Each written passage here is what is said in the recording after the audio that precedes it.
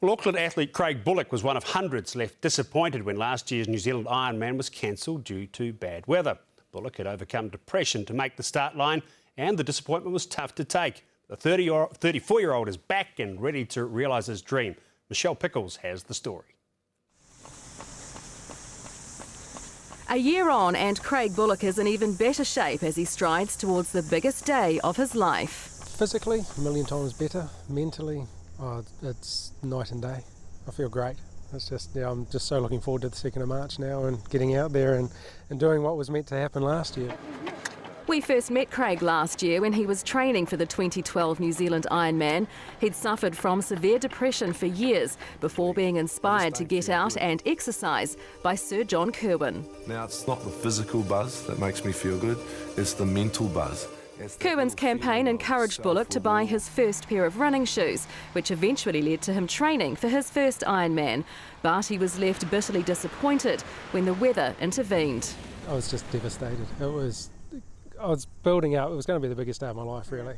I think beforehand, if I when I was depressed and all that, I don't think I wouldn't have coped very well. But after that, it was just like, right, I've got another goal I'm going to set myself, and it's going to be get to that finish line this year. And this time his brother Blair is along for the ride. Together they've covered thousands of kilometres in training, but it's been Craig's determination to beat his illness that's made Blair particularly proud.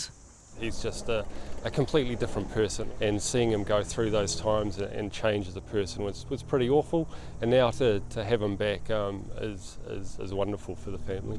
Blair, he probably doesn't realise how much he's helped me out over the last few years, but it's to me it's been a lot, and to have him with me now is just great. The pair will race to raise money for the Mental Health Foundation, but for Craig the most important thing has been using his story to help others. The humbling thing is that people have been emailing me, contacting me, phoning me, just saying what you're doing is great. We've seen it, we're doing it now, and they've told me their story, how they've beaten depression in the past 10 years by getting a pair of shoes and going running and things like that. And just hearing stories like that it helps me through my long training days as well. Those training sessions have helped Craig drop more than 30 kilos in the last 2 years.